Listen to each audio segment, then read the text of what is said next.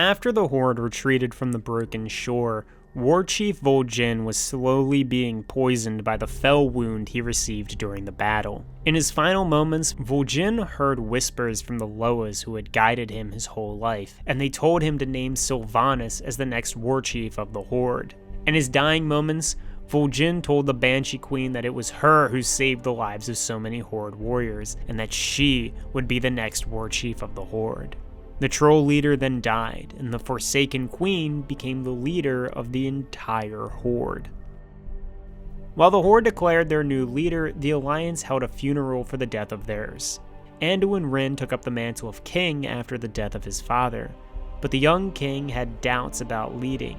Instead, he resigned to being a much more passive leader for the moment, having the prophet Velen and Gen Greymane of Gilneas act as his advisors dealing with the Legion. Neither Sylvanas or Anduin truly influenced the events happening on the Broken Isles, since Khadgar is very much considered to be the leader of the overall defense against the demon invasion. So back in the day, 10,000 years ago or so, the Burning Legion attempted their first invasion of Azeroth, and Malfurion and Illidan's Stormrage led a Night Elven assault against Queen Azsuna and her demon allies. While the Night Elves ended up winning the War of the Ancients, the Well of Eternity, a powerful source of magical energy, was destroyed, which caused the world of Azeroth to shatter in what's known as the Sundering. The second greatest Night Elven city, Suramar, had placed a magical barrier around a portion of itself in order to survive the Sundering, as the rest of the lands around it sunk into the deep, dark sea below.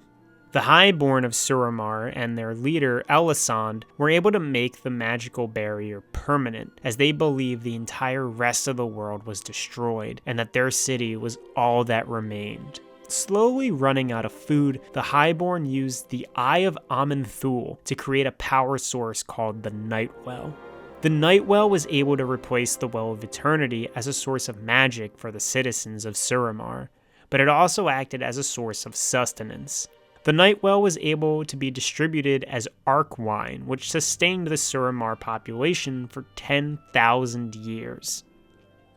Over time, however, the incredibly addictive properties of Arc Wine began to take effect. The Night Elves of Suramar slowly turned into the Nightborn, and all Nightborn are highly addicted to Arc Wine and the Nightwell.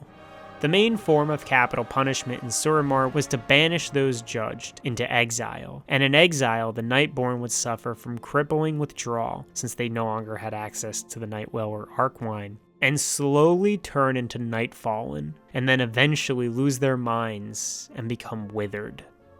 Bringing us back up to date, Suramar remained hidden away in its protective bubble located nowhere else but, you guessed it, on the Broken Isles. With the removals of the Pillars of Creation and the seal that held the demon portal in the Tomb of Sargeras closed, now broken, the powerful magical barrier that guarded Suramar evaporated. Shortly after the Battle of the Broken Shore, Gul'dan was sent as an emissary of the Burning Legion to the walls of Suramar. He needed access to the Nightwell and offered the Nightborn a deal. If they swore allegiance to the Legion and granted them access to the Nightwell, the demons would not kill every last one of them. Grand Magistrix Elisand had taken Gul'dan's deal, and the Nightborn became allies of the Burning Legion. However, not all Nightborn agreed with having demons roam their streets and the idea of becoming servants to the Burning Legion. Elisand's right hand, First Arcanist Thalyssra, led a revolt against the High Magistrix, but the rebels were quickly killed, all except for Thalyssra, who was gravely wounded, but managed to slip away into the Broken Isles beyond the walls of the city. But now, the Nightborn city of Suramar acted as a powerful fortress of sorcerers and warriors in service to the Burning Legion, and it had become a new obstacle for the forces of Azeroth to face. After Dalaran had teleported to the Broken Isles, some of the surviving members of the Argent Crusade called out for aid. They wanted to bring back the body of Tyrion Fordring and bury him at Light's Hope Chapel. Lady Liadrin answered their call, and she, along with a small squad of Blood Knights and Argent Crusaders, infiltrated the broken shore. There they found Tyrion, miraculously alive, but barely holding on.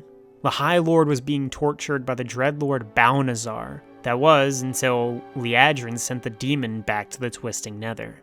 With his dying breaths, Tyrion forging named Liadrin as the next wielder of the Ashbringer.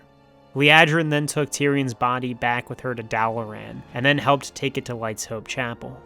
With the rise of demons and the fall of most of the Argent Crusade, the Paladin Orders of Azeroth showed up for the burial of the former High Lord. Argent Crusade, Sunwalkers, the Hand of Argus, the Blood Knights, and the remaining members of the Silver Hand were all there. It was there at Light's Hope that they decided to unify to push back against the Burning Legion and create a temporary force of paladins that went beyond the borders of Horde and Alliance. And so they established the Knights of the Silver Hand. They elected Liadrin to be High Lord of the Temporary Order, and she had the Knights act as a defensive force throughout the Broken Isles, constantly holding the demons back from gaining any new ground.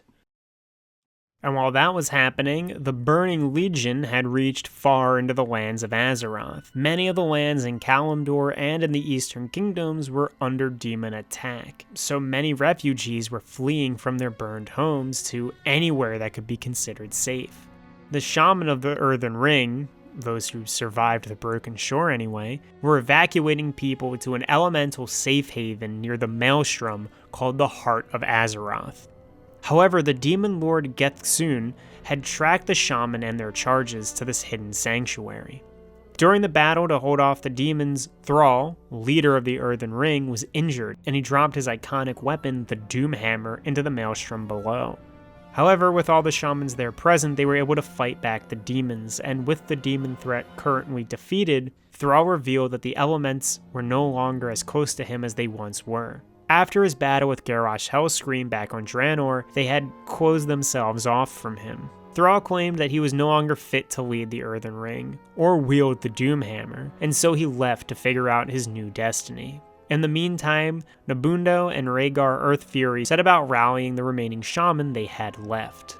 Believing that the elementals of Azeroth would prove to be powerful allies in their fight against the Legion, they set off to recruit the aid of elemental lords. The elementals of earth and water were already on the side of the Earthen Ring, but those in the Sky Wall and in the Firelands needed some convincing.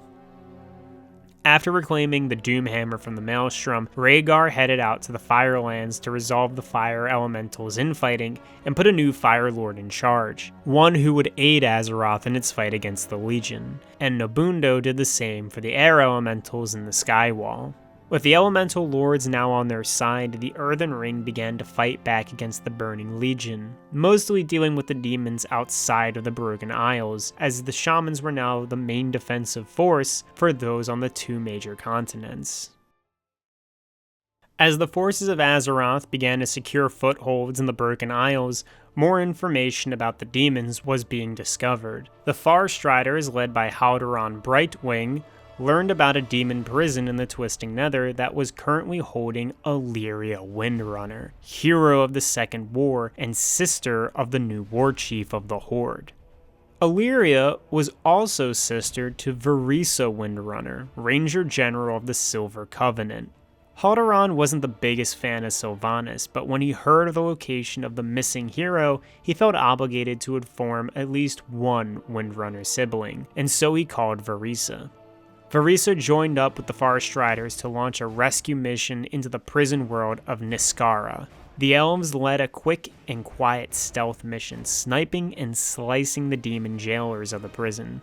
Varisa cleared out every jail cell she saw, but there was no Illyria to be found. However, in a locked cell with no prisoners, she did find a bow, along with a smidge of essence of the void. Varisa took solace in finding her sister's bow, Thasdora. Her and the Farstriders retreated. Varisa then had the Silver Covenant team up with the Farstriders in fighting against the demons on the Broken Isles, and now she wields her bow in the defense of Dalaran. The Tears of Elune are a powerful artifact and one of the pillars of creation, and while they normally would reside in the Temple of Elune in Val'Sharah, a floral land located in the Broken Isles, they had since been stolen by the Nightmare Lord Xavius, and Xavius is one of those characters who've been around for forever. He was Queen Azshara as the lead sorcerer and advisor, and he's the one who convinced Azshara to side with Sargeras back in the War of the Ancients, and he was the first Night Elf to be turned into a satyr. Xavius would battle Malfurion Stormrage twice during the war, and their second conflict ending with the druid turning Xavius into a tree. And then that tree sank into the deep oceans during the Sundering. Eventually, Tree Xavius would return, but no longer siding with the demons, instead siding with the old god of the deep, N'Zoth. Imbued with powers given to him by N'Zoth, Xavius was able to corrupt the minds of Night Elves 10,000 years later, and even infect the Emerald Dream itself, creating the Emerald Nightmare. Eventually, Xavius, the Nightmare Lord, would be defeated by Malfurion once again, but the corruption he had caused to the Emerald Dream was going to linger on for a while. During the Legion expansion, Xavius has returned again, but he's not a tree anymore. Instead, he's back to being a satyr, and the Nightmare Lord has begun corrupting the lands of Val'Sharah by using the Tears of Elune. Tyrande, Whisperwind, Malfurion Stormrage, and the Cenarian Circle attempt to stop Xavius, but they fail. Their allies begin to fall to the Nightmare, including the demigod Cenarius. While attempting to save those corrupted, Malfurion got captured by Xavius, and the satyr even managed to corrupt the dragon aspect and good friend of the Cenarian Circle, Ysera. Xavius takes the Archdruid into the Emerald Nightmare and sends the corrupted Ysera to attack the Temple of Elune. Tyrande and her allies go to stop Ysera and eventually kill the dragon aspect. They then set off to free Malfurion and dive deep into the Emerald Nightmare to put an end to Xavius and his corruption. In the end, the satyr is killed and his corruption is finally cleansed, though not after killing several wild gods and green dragons. The Tears of Elune are sent to Dalaran, waiting to be used to seal the portal of the Tomb of Sargeras. The Nightborn were not the only race residing in the Broken Isles. The Vrykul of Stormheim lived among the Shattered Islands as well. These were warriors and subjects of the Titan Keeper, Odin, who had once been the leader of all Titan Keepers, until one day he got pissed at how the Pantheon were running things, and so he just took a chunk of Odoar and lifted it up into the sky and blew away with it. Odin would recruit fallen Vrykul warriors into joining his elite army of Val'Jar. The Val'Jar were to act as a powerful defense force for the planet of Azeroth. However, Odin needed a way to resurrect the Vrykul once they died in battle, in order to make them his super warrior Val'Jar. And so he created the val'kyr, powerful, ascended Vrykul who would carry the souls of the fallen to Odin's halls of valor to then become his elite warriors. Unfortunately for Odin, no one volunteered to be a Valkyrie's servant of him forever, and so he forced a follower of his, Helya, to become the first val'kyr. Eventually, Helya made more val'kyr and Odin acquired his Val'Jar army, but the now deformed Arch-Valkyr hid away in her own realm of Helheim, where her hatred of Odin grew. When the Titan Keepers of Odoar were corrupted by the old god Yogg-Saron, they reached out to Helya and freed her from Odin's control.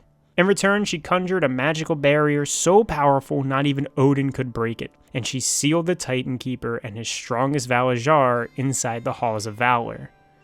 When the demons invaded Azeroth for the third time, they approached the Vrykul living in Stormheim and offered them the usual deal: join the Legion or die.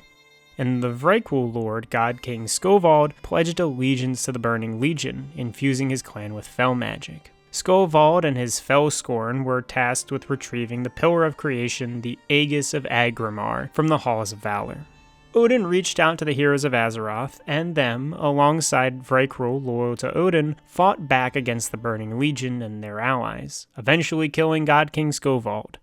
While all that was happening, the Horde and Alliance forces were clashing in the outer areas of Stormheim. War Chief Sylvanas Windrunner had set off on an expedition to obtain immortality.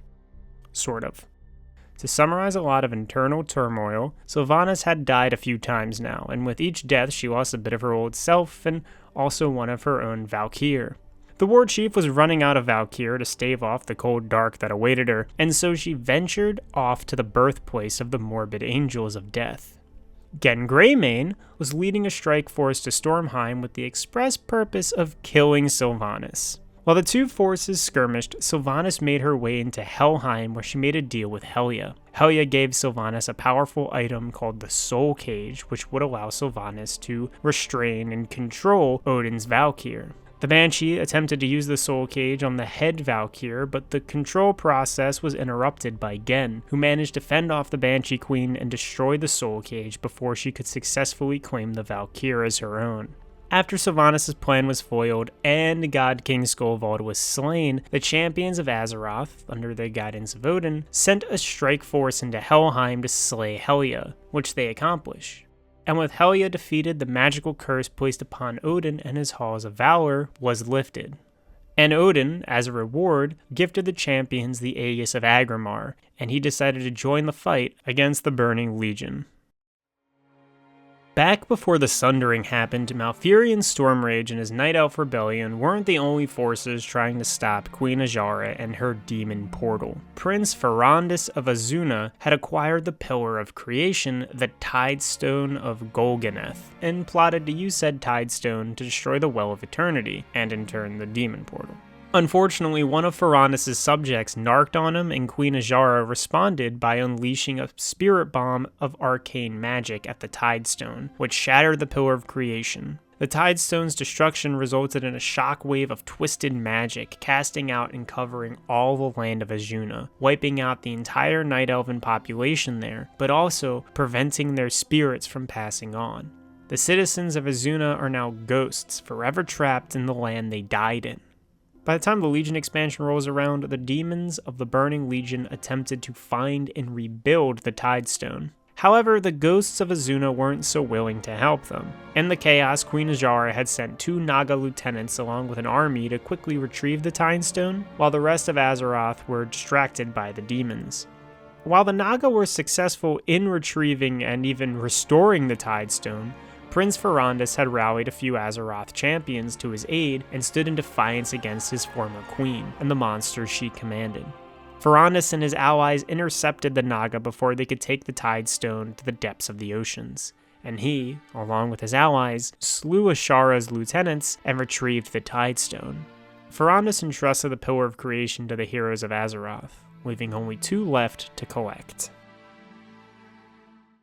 After the War of the Ancients ended, and portals in Zinashari and in the Temple of Elune were closed, the Pillars of Creation were slowly lost to time. The Hammer of Khaz'goroth, however, was quickly taken by Deathwing, who took it to his lair in Highmountain. The natives of Highmountain, the Drogbor, led by Igrul the Scalebane, and the Tauren, led by Huon Highmountain, weren't content with leaving one of the villains of the war slumbering in their land. The 2 factions united and fought against Deathwing and his dragonflight. Huon had stolen the Hammer of Khaz'goroth under the dragon's nose and used it to banish Deathwing from Highmountain, sending him to Deepholm.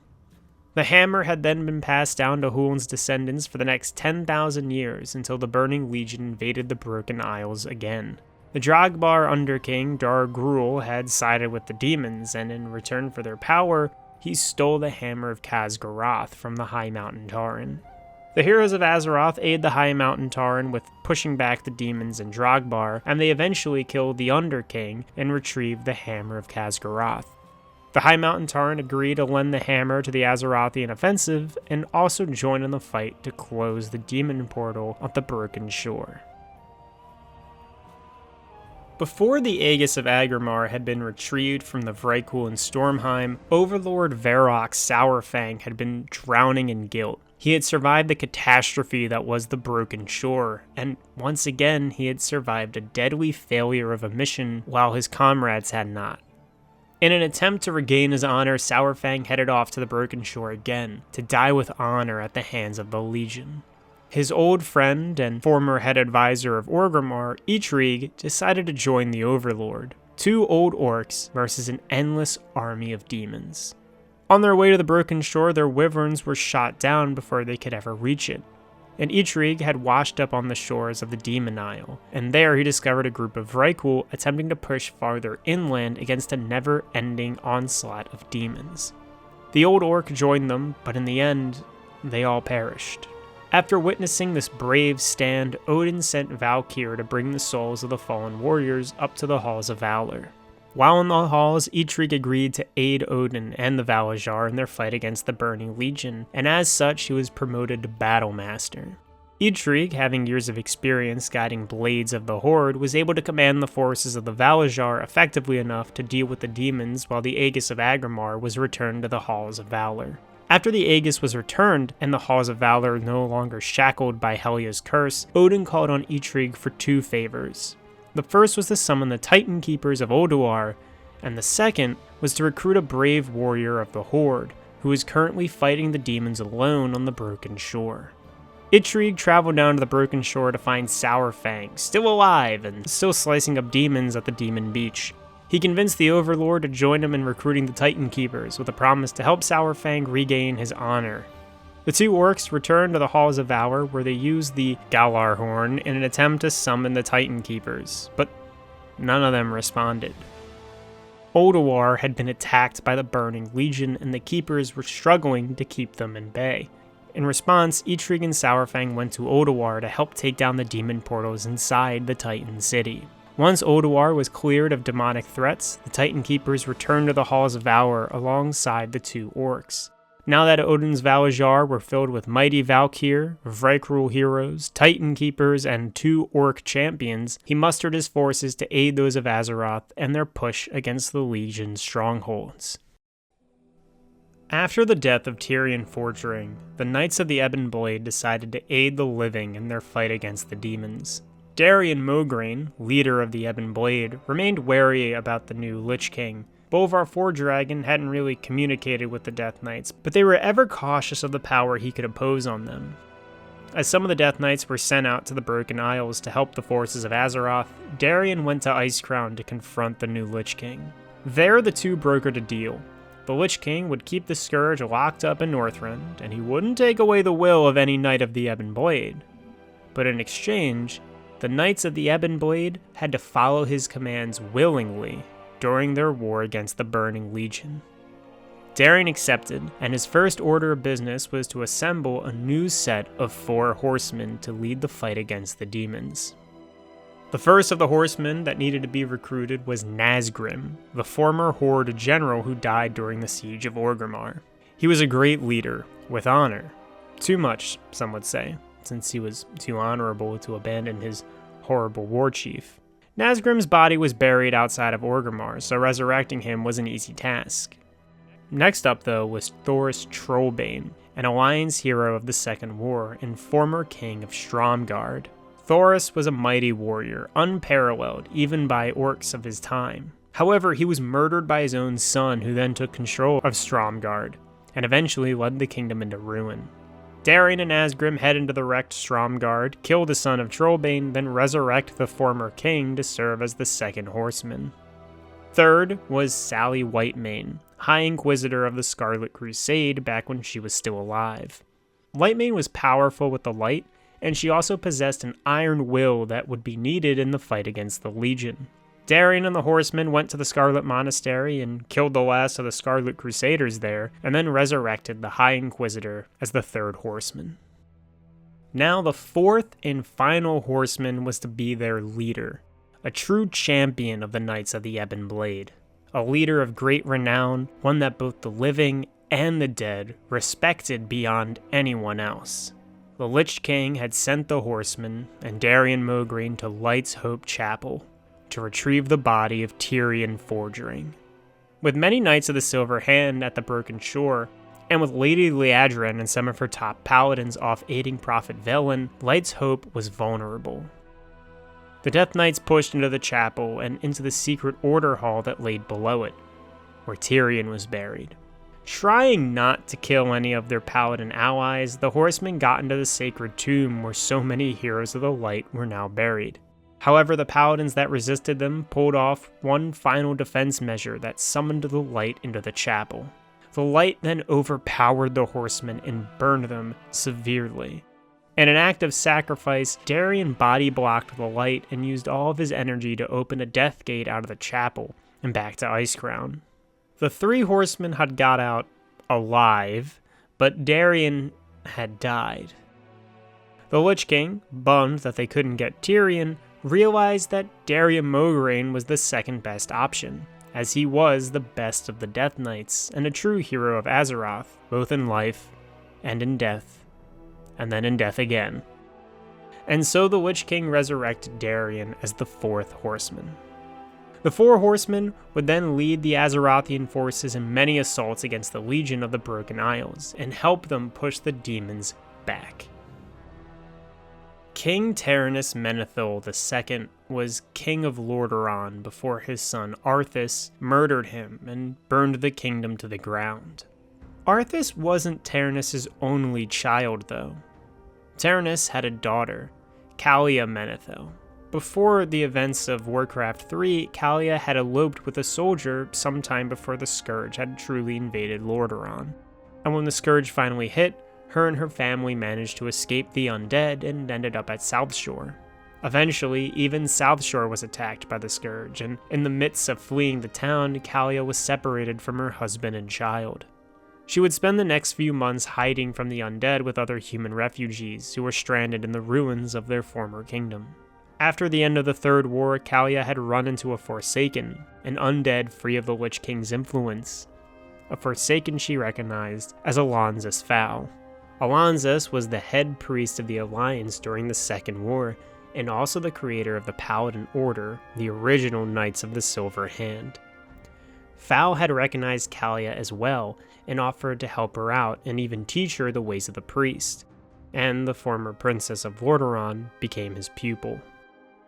Fast forward to after the events of the Broken Shore, Alonzus and Calia decided that they needed to unite both the light and the shadow to truly fight back against the Burning Legion. They reached out to both Horde and Alliance priests alike, and it was Prophet Velen who offered a spot where they could truly bring light and shadow together. The Draenei had kept a fallen Naru in a prison hidden deep inside the Twisting Nether. The prison had never been discovered by the Burning Legion and thus was the perfect place to house this new union, the Netherlight Temple. Inside Netherlight was the fallen Naru Soraka. While in the temple, the priest set about learning from the uncorrupted Naru, as well as studying Soraka. While some remained in the temple to restore Soraka back to their light form, Sarah, Calia Menethil and Moira Tharazan went in search of powerful shadow magic. They were looking for Natalie Selene, who was a powerful shadow priest from the First and Second War, who had discovered a special dagger the orcs of the Twilight Hammer clan were using to empower themselves. Natalie stole the dagger and wielded it without equal, becoming a massive threat against the invading orcs.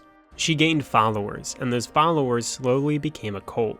Eventually, the cult was infected with the Whispers of the Void, and they would become members of the new Twilight's Hammer cult later on, but not before killing Selene. See, the dagger that she had acquired was Xal'atath, Blade of the Black Empire, a weapon forged from the very essence of an old god. And while Selene was able to resist its whisperings, those around her couldn't. Predicting her death, Selene separated her soul from her body and hid it in the Twisting Nether to one day be reclaimed. Back in modern times, Moira and Calia heard rumors of Xal'atath resurfacing in the hands of surviving Twilight cultists. They found the cultists' hideout and defeated the old god worshippers and retrieved the Blade of the Black Empire, along with some of Natalie Selene's old journals. The two priests decided to bring Selene's soul back from the Twisting Nether and restore her body in the Netherlight Temple. Once they did, Selene agreed to help them in the fight against the Burning Legion, as well as teach the priests of the modern era how to master the shadow without succumbing to it. Calia Menethil would take up Xal'atath. With all her training from Alonzus Fal, her will was strong enough to not bend to the whisperings of the blade. After unifying the light and the shadow, after restoring Sarah, the priests of Netherlight Temple set off to fight the demons on the Broken Isles. Later on, Lady Liadrin and some of her Knights of the Silver Hand had contacted Alonz's Fowl and warned him that the Dreadlord Balnazar had discovered the location of the Netherlight Temple, and Balnazar was going to invade the Priest Order Hall. Alonza summoned the priests back to the temple, as well as called on Liadrin and her paladins to aid them in their fight against the Dreadlord. Balnazar then assaults the Netherlight Temple, and was able to push in the very heart of Netherlight, before being slain by the priest and paladin champions. With Netherlight Temple now exposed, the priests began to move most of their forces to Dalaran to 1. Be safer from the Legion, and 2. To better aid the forces of Azeroth.